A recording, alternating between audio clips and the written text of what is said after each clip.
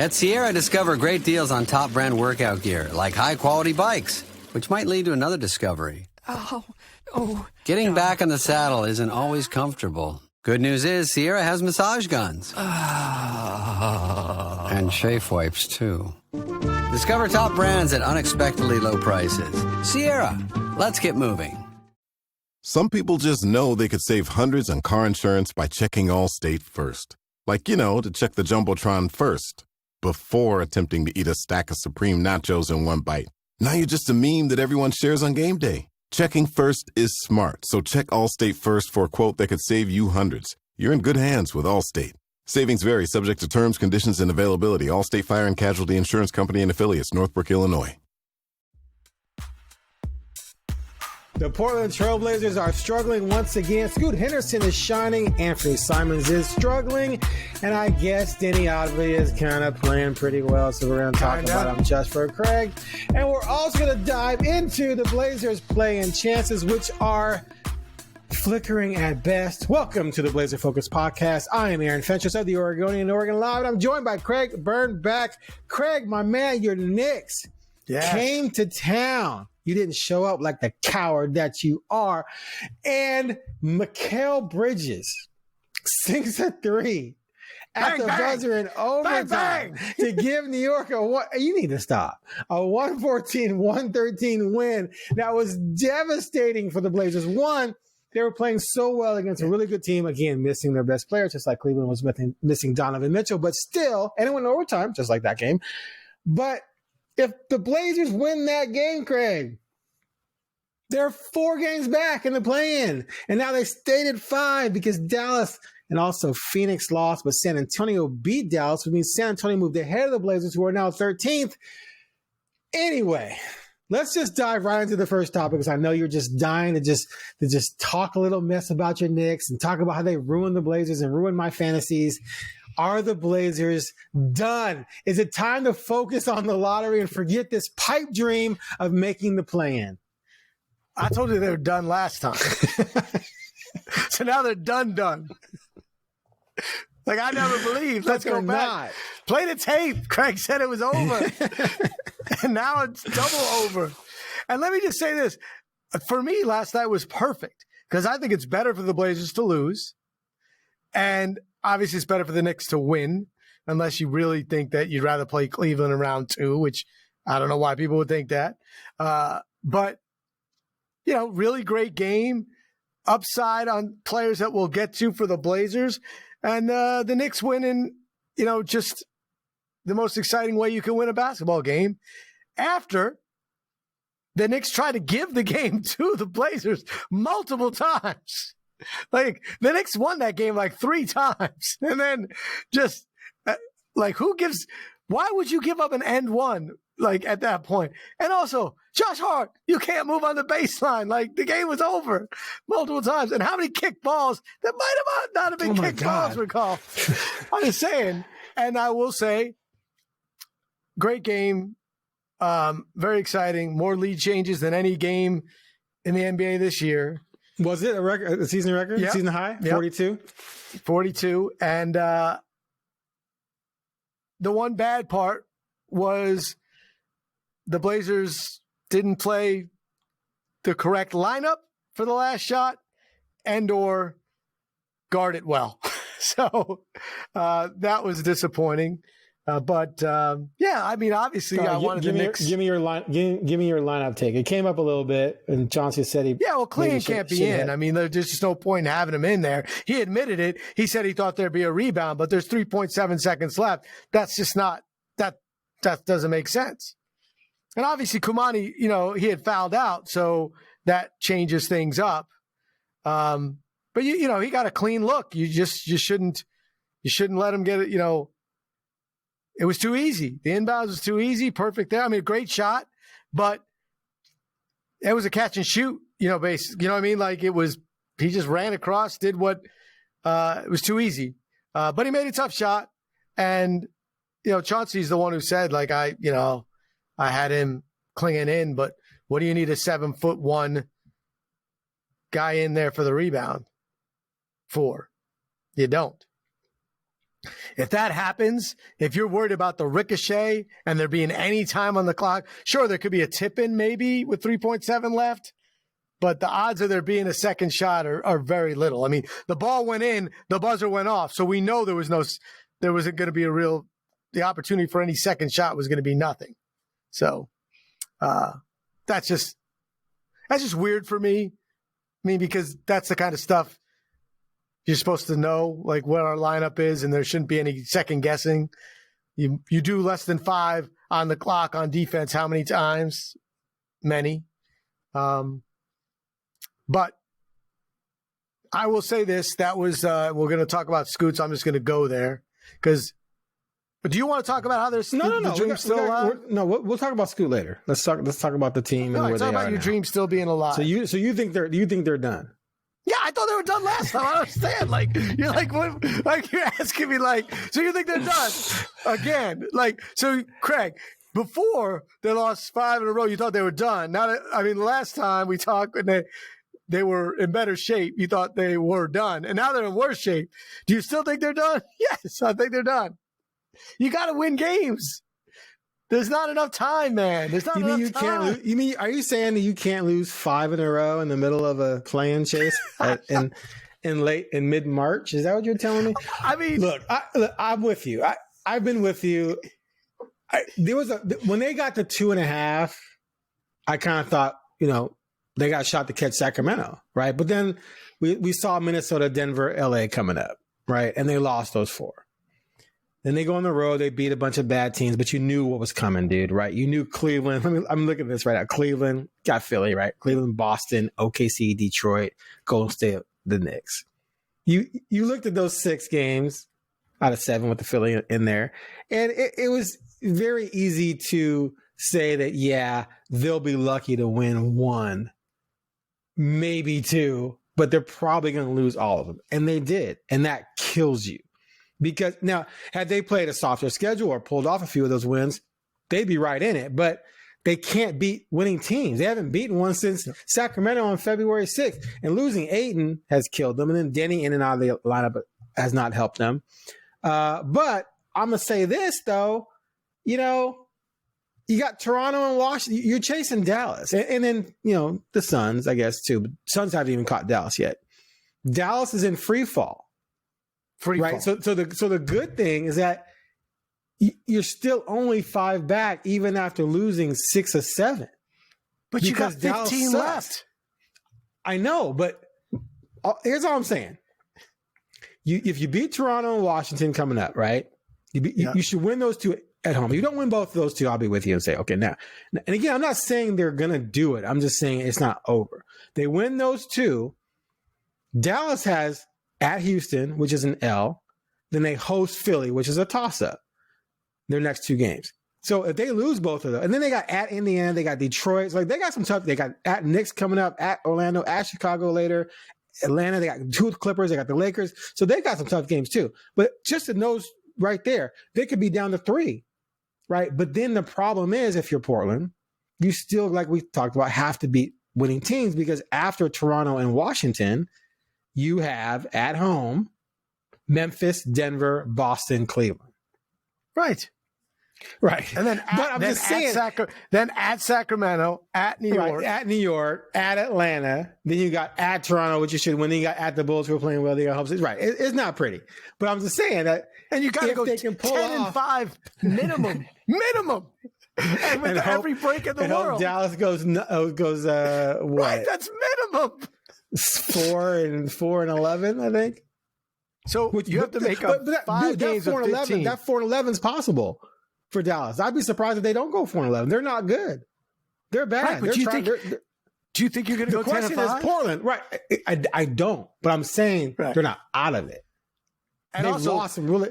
What if they'd pull off Cleveland and pull off last night? We'd be talking a different story. So I'm saying they might have a couple of those types of games in them coming up where they pull off games we don't expect them to pull off and they beat the teams they're supposed to beat. Dallas keeps losing and all of a sudden, boom, you're 2 back of Dallas and Phoenix, right? So Phoenix is up and down. And then if you're 2 back with 6-7 games to go, then we're having a different conversation, right? Yeah.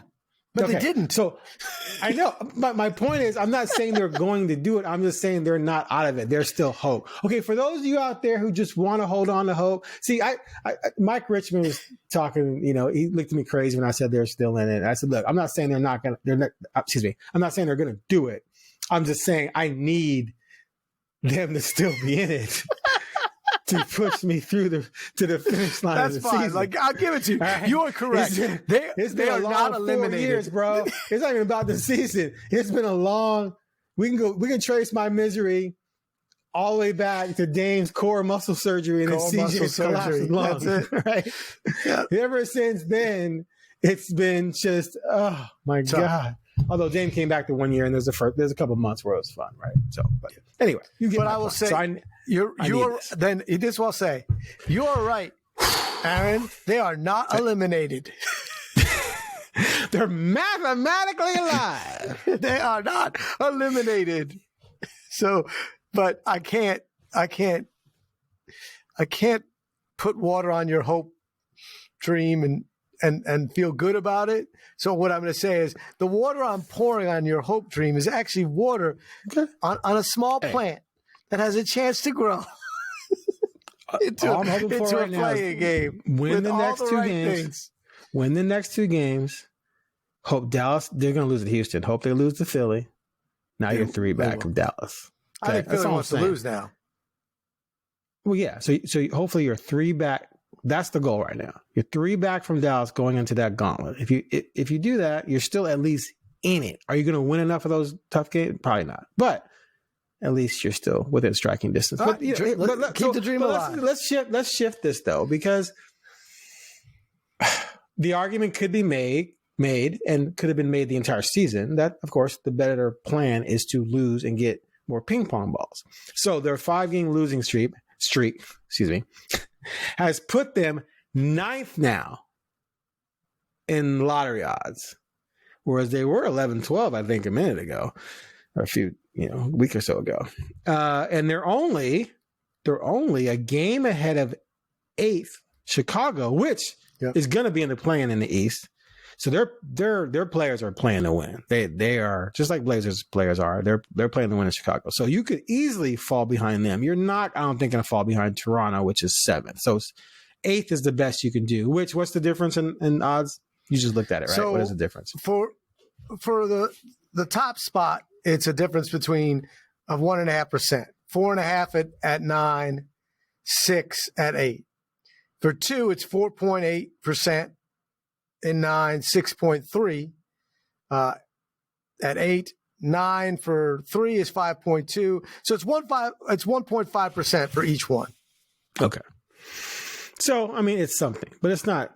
To me, it's not enough to say it's time to pull the plug and no, you already blew it. Yeah, and try and lose the rest of the way. I think you let the team play it out, and of course that means Grant needs to come back. To me, Ayton needs to come back. There's no new news on Ayton, who should be his 4 weeks are up. He should be being reevaluated. Had Ayton not got injured, I think they pull off a few more of these wins. I think they're definitely more likely to make the play-in had Ayton not gotten injured. So are they going to bring him back or not? Who knows? They could decide we're not going to bring him back. Grant, at this point, I mean, he's so up and down and so mediocre that playing him helps the tank. I love Grant, but he's not playing good basketball. He had a good game the other night, but he's just struggling. I think you can't, but you can't. I mean, I don't know. I wouldn't play Grant the rest of the season. It just doesn't make any sense. But at the same time, I'm like, you might have Grant on your team next year. So what am I doing?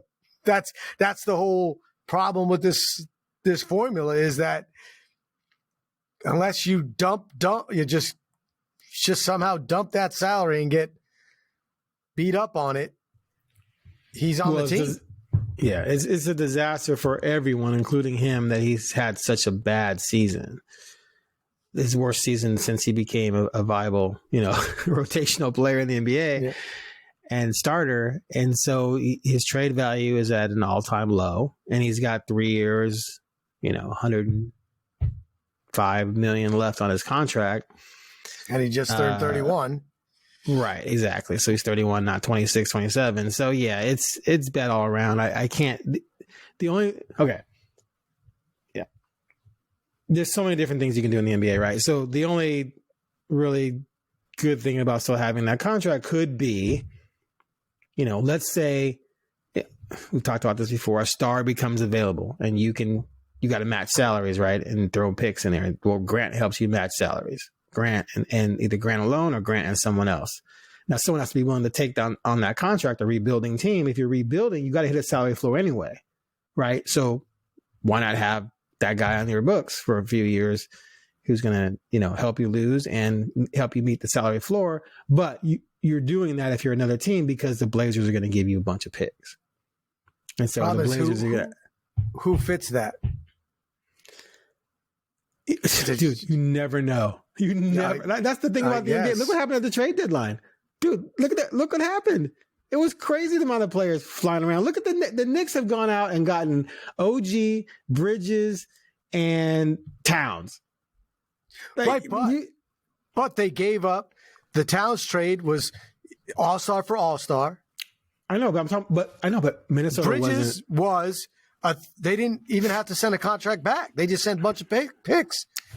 Right. They sent picks. So my point is, it depends on what a team wants. So what I'm saying is that I just don't see a lot of teams getting 3 years of Grant. That's a long time to wait with that rock. So according to the NBA world, the most coveted future picks out there, right, that are owned by others, not just your own pick, but someone else owns them, are the Bucks picks. They allegedly have a ton of value. The definitely post Dame, but could be post Giannis first in 29, I think it is, and then the two swaps they have in 28 and 30, I believe. So those are valuable. So I'm just saying that if I'm a team, I'm like, okay, I have the star player. It's over. It's time to move on. Okay, you're going to give me Jeremy Grant. I have to meet a salary floor anyway. Jeremy Grant's not going to help me win a ton of games as the lead guy or the best guy, and I get the Bucks first and some swaps ahead in the future. I'm going to be interested in that. And I think a lot of teams would be if they're in that position. Because, again, you have to meet a salary floor. You have to pay somebody something, which is one of the reasons why the Blazers signed Grant. I'm just saying, when I look at it, I can't believe that the more likely scenario is that Jeremy Grant's on the roster next year. And I kind of feel like this might be one more year, and then maybe you can move him. But that makes it difficult to see what you do, because I don't want him playing. I want to see what I saw last night. I want to see Deni. I want to see Kamara. I want to see Sharp. I want to see Scoot. Look, I don't want to see Simons playing, really. It just doesn't make sense. Not for the Blazers. It just doesn't fit. They don't play well. There's no mix of these players right now where Simons and Scoot coexist on a good team. There's no world that I see where Tumani, Deni, Sharp exist with Grant. I just don't see it. Like, Grant's not going to be, you don't pay a guy that much money to play 12 minutes a game. And that's kind of what the scenario is if you move on and say, well, he doesn't start. I mean, so it's difficult. And I just don't see why you got Scoot, Simons, and Sharp. You can't, it's obvious who goes. Simons has to go. It's just that simple math. And you're not going to trade Simons, for necessarily nothing, but his contract's not horrible. You know what I mean? Like, he's a guy that could be a six man, a scoring guy, and his contract's not ridiculous, and he's the right age. His age isn't ridiculous. So he's movable, but you're not going to trade Scoot now when you're still waiting on the possibility of an upside. But I'm not worried now that Simon's going to go somewhere and be an all-NBA player. I don't have that worry anymore. And I don't think anyone does.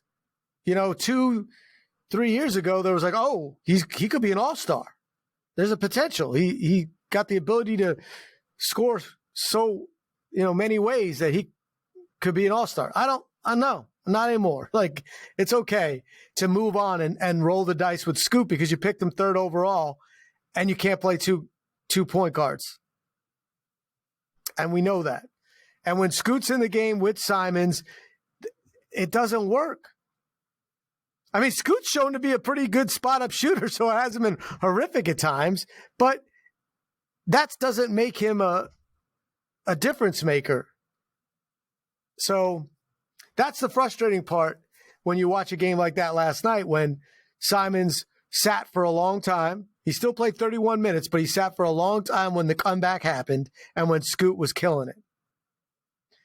And then you bring him in, and you're like, well, he's going to shoot, right? He's going to shoot. He did. He missed by like 30 feet. But why, but why wouldn't he? That's what he's supposed to be, the leader, the guy. Same thing happens if Grant's in the game. At one point in time, Lamar Hurd said on the broadcast, like, this is interesting because they don't really have a veteran guy out there right now in this clutch. And I'm like, yeah, well, good.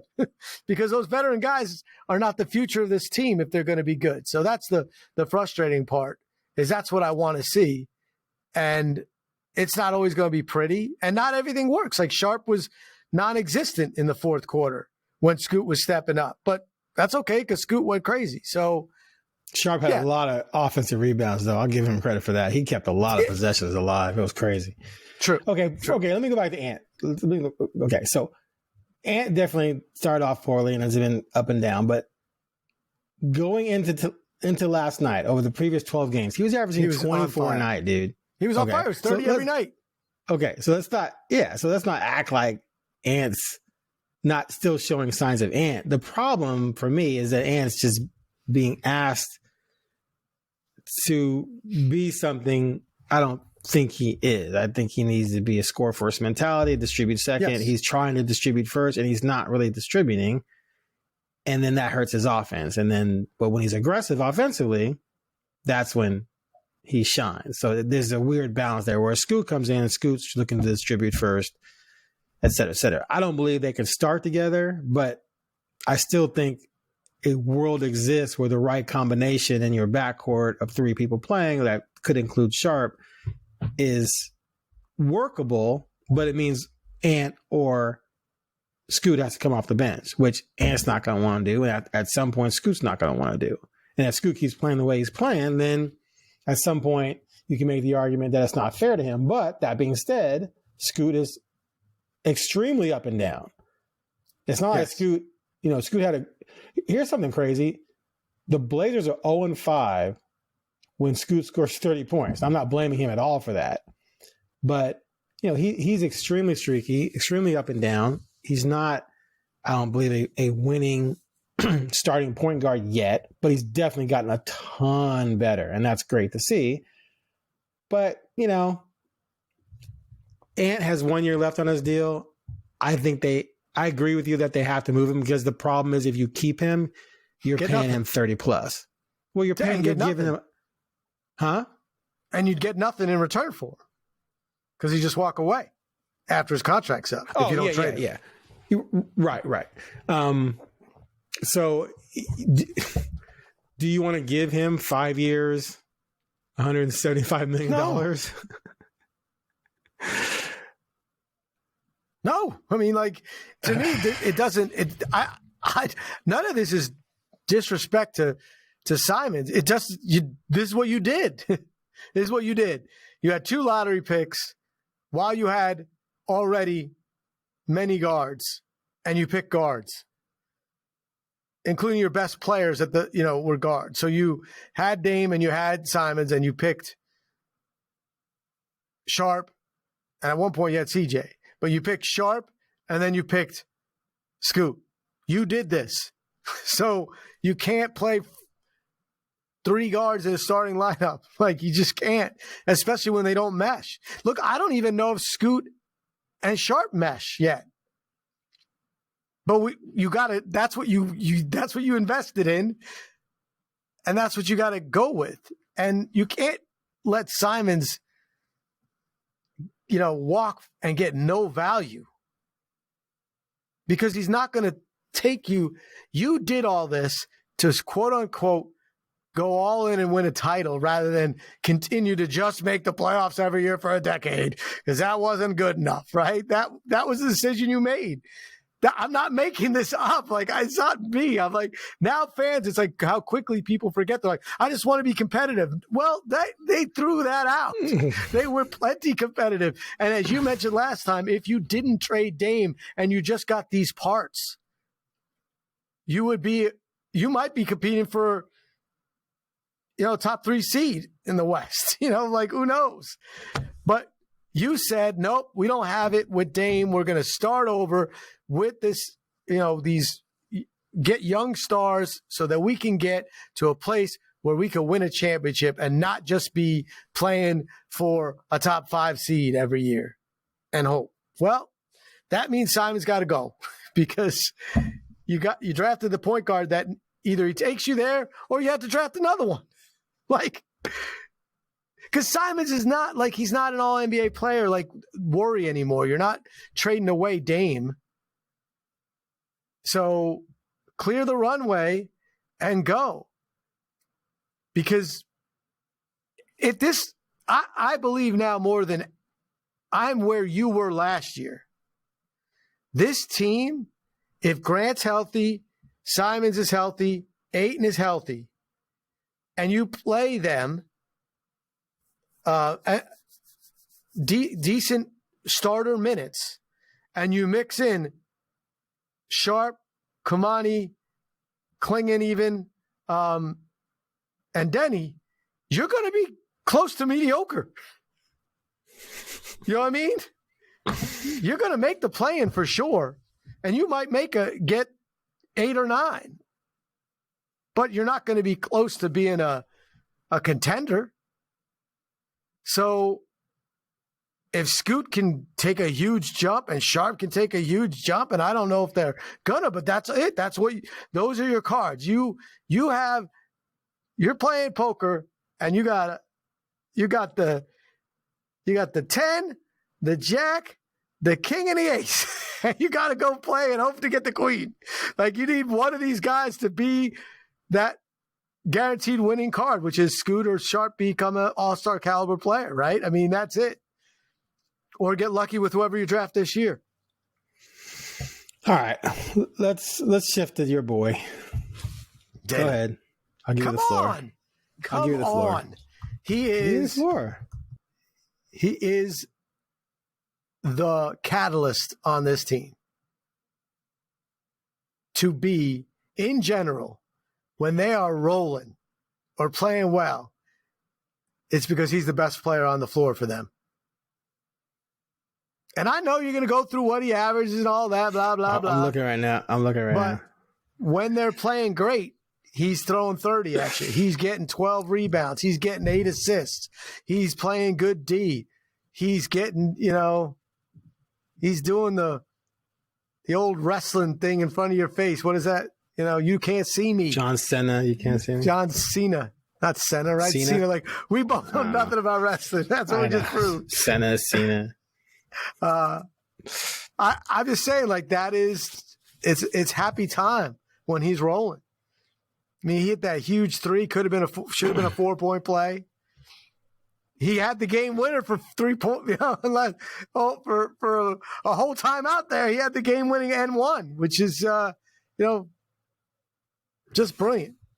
You want to talk about his turnovers or not? Well, I mean, sure. You want to talk about turnovers? I'm not saying he's an all NBA player. He has 13 in the last 2 games. Yeah. 13. That's too many. How many turnovers did they end up having last night? It was ridiculous. They had 25 last night. I'm just saying, like, everyone contributed there. So that was awful. I mean, at one point, no one wanted to win, and they just kept turning it over and over and over.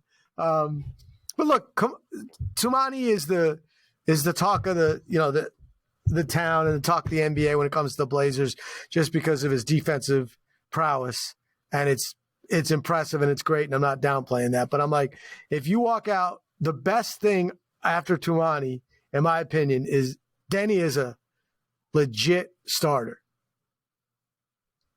A legit starter with still more upside, in my opinion. You can see his confidence, and his teammates love him and believe in him. And if you want to poo-poo on that, well, you go ahead, because it will not hurt my feelings that you're wrong.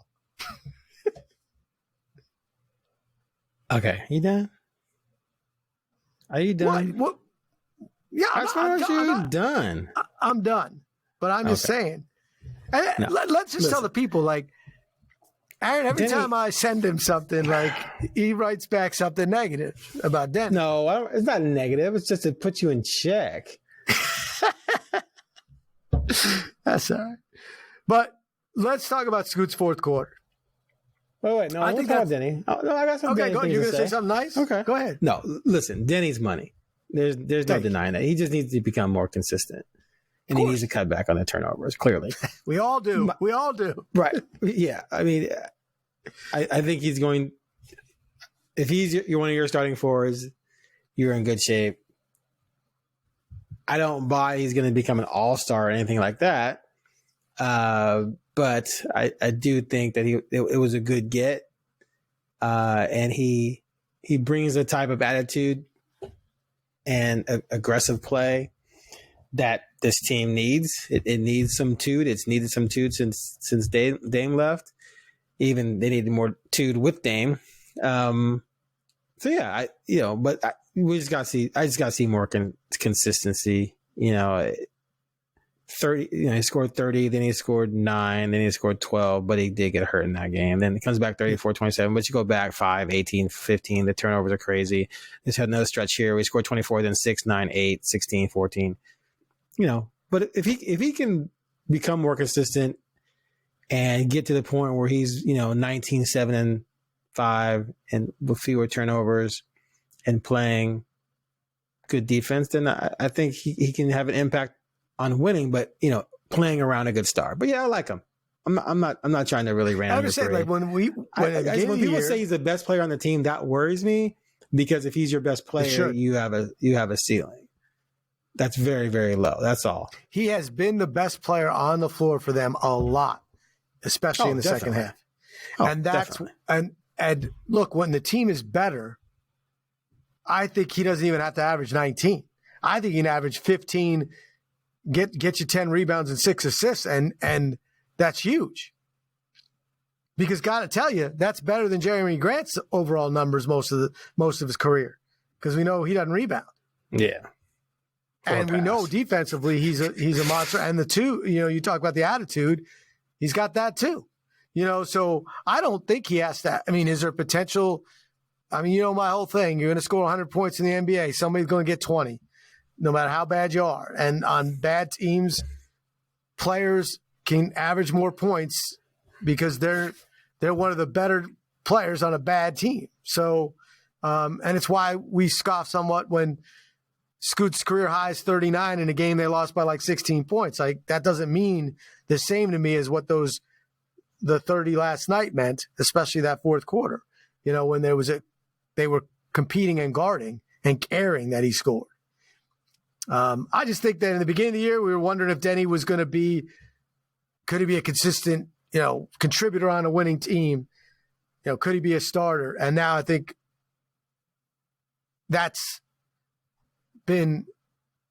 he's answered that. The answer is yes. And with that contract, his value is huge. And there's no doubt that both you and I right now agree we'd rather see Deni play than Grant play. And there's no way you would have agreed to that in the beginning of the season because of the evidence. No. Right?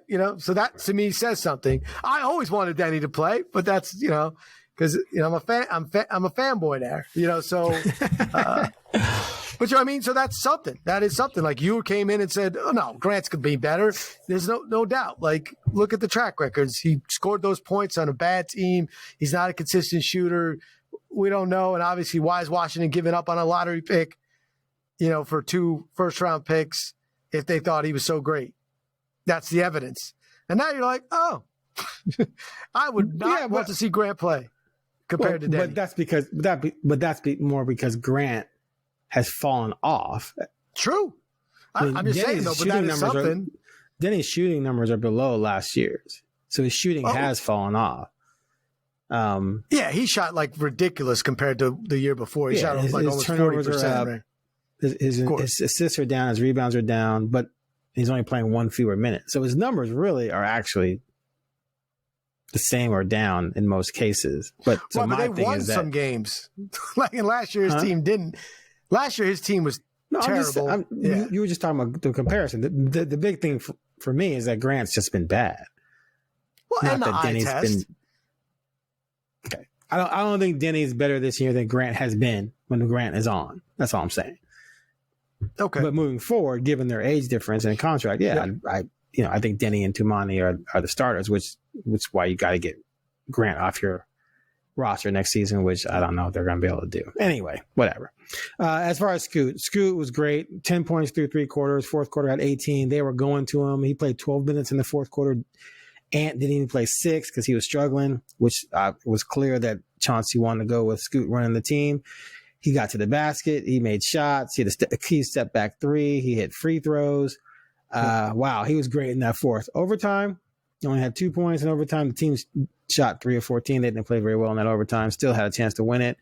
But I asked him after the game. I don't know if you heard the exchange or not, but first thing I asked him was about his confidence in those moments. Like this was the most opportunities you've had in a tight game where you had the ball in your hands to make plays.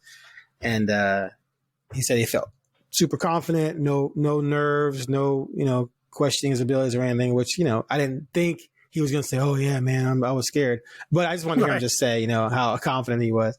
And then I said, given your youth. Oh, my God, what was the question? I can't remember what the question was. Maybe it was linked to the first question. I'm trying to blank on it.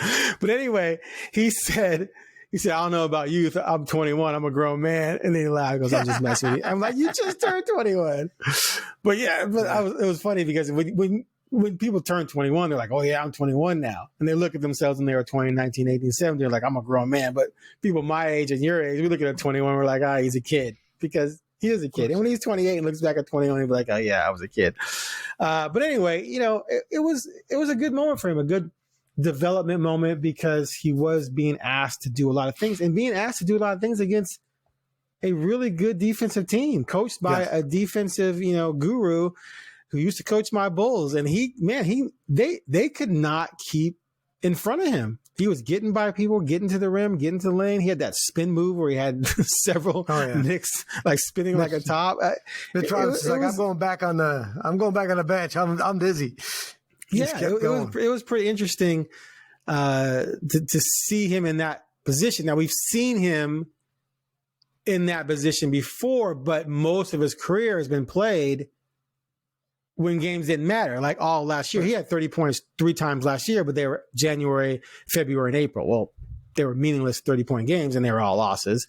But this is where they're playing for something. I know you say they're out, but still, the players believe they're in it, and they definitely needed that win last night that they didn't get. So to see him perform like that in the fourth quarter of a tight game with something to play for and against a legitimate Eastern Conference power, I thought was rather impressive. I thought it was the best best quarter of basketball he's played in the pros. Given everything? Yeah. I mean, I think the first, second, and third quarter and overtime, they were different. Scoot. I think he was kind of not good in the fourth. I mean, in the overtime, but the fourth quarter, I just thought he was brilliant and the confidence was there. He went strong to the hole. He was 6 of 7 from the field too. And he hasn't taken a lot of clutch free throws. He's a really good free throw shooter, but really good free throw shooters miss free throws. LeBron's the guy who's a really good free throw shooter, but he's missed some, like in the clutch. It's not the same. He hasn't done that with a crowd that was kind of jumping, and there are a lot of Knicks fans there. So it wasn't like a perfect just home atmosphere, and he nailed them. And they weren't he just hit net on every single one of them, and that shows something to me. But what I really loved on that one drive where he kind of cuffed it He like cuffed the ball a little bit and then came up. Really enjoyed that. He had a dunk in that game, which wasn't in the fourth quarter. I think that was in the first half where he, came through two-hand dunk. And that was really aggressive. We have not seen a lot of Scoot dunks. And when we have seen them, they've been more CJ dunks than like young Dame dunks, where, that's a dunk, but that wasn't like, oof. And this was like an aggressive dunk. When he got the N1, he had the tongue out and was showing that emotion. That's what you want to see. But yeah, I'm not one to go. If you do what you do, which is go and look at the numbers, his statistics aren't jumping off the page, even with this good run, other than shooting, he's shooting at 38% around from three, which obviously is a huge improvement. That's amazing. But no, I know. But I mean, that improvement's great. He's 37 now on the season, which is 37 because he's dropped off a little, which would be fine. It's just that we don't know. He did bank one in. But whatever. Shooters get the rules. But yeah, I'm with you. I'm like, it doesn't change my entire opinion on him. Like, oh, the sky's the limit. It's still like, well, the sky was the limit. We have not seen what we'd want to, but lately we've seen it's so much better than it was in the beginning. Right. I worry about his handle a little bit, which is odd because I was watching a lot and, OG and obviously one of the best on-ball defender, well, one of the best defenders, but really good on-ball defender. And there were a lot of times where that ball got touched and a few lucky bounces, few unlucky bounces, and he could do a lot with the basketball. And that made me feel like, well, he could get better at that, which is good because that's where he's going to be able to do things that he already does well and do it really well. Right. Like if you watch Kyrie and his handle, I mean, not now with the leg, but it's crazy. It's like the ball never feels out of control. And with Scoot, like last night, he almost lost the ball a few times. And even on some things that worked, you're like, oh, that slipped. And he's lucky it came back. And so I'm excited to see what a confident Scoot can look like. And maybe we haven't seen like the consistent confidence in all elements. And so I hope that the fourth quarter resonates more than the overtime because he had to be tired. Oh, yeah. I know he's young and all that, but I mean, 37 minutes in a back and forth game against really good defenders. I mean, you got Hart, you got OG, you got Bridges. The thing that's interesting about that, if Brunson was playing, he would have had the worst defender on him. It would have been Brunson. They might have switched off because they could do that. But you know what I mean? Like Brunson not being in the game hurt the Knicks on offense and the continuity of it. But it didn't mean like, oh, Scoot on offense wouldn't have been the same. No, those guys that guarded him are better than Brunson is on D. Now they might have been down 20, so there might have been that. But best quarter he's played in the NBA. Really enjoyed watching it, even if it was against my Knicks. I agree. All right. Well, we got Toronto on Sunday. Then they got back-to-back with Washington and I think Memphis. So yeah, those when we come back, we'll come back after that back-to-back, and the Blazers will be. Yes, no. Sunday's Toronto, Monday's Washington, Wednesday's Memphis. Yeah, that's what I said. No. Did you? Okay. Well, then maybe I should listen to you more. I can't remember. Anyway. I knew it was that because I know Sunday's Toronto. But we're going to come back from that, and I think they're going to be down to 3 back. So we will see. It's going to be on like Donkey Kong, baby. All right, that's it for the Blazer Focus podcast. I'm Aaron Fentress. He's Craig Birnbach. I'm keeping hope alive because I need it. I need to be able to have something to get me pumped up. First time in a long time. Craig's a funny daddy. Plus, he's got his Knicks he can latch on to, so he's happy. All right, we'll catch you guys next time. Don't have my Giants. I don't have my Yankees right now, so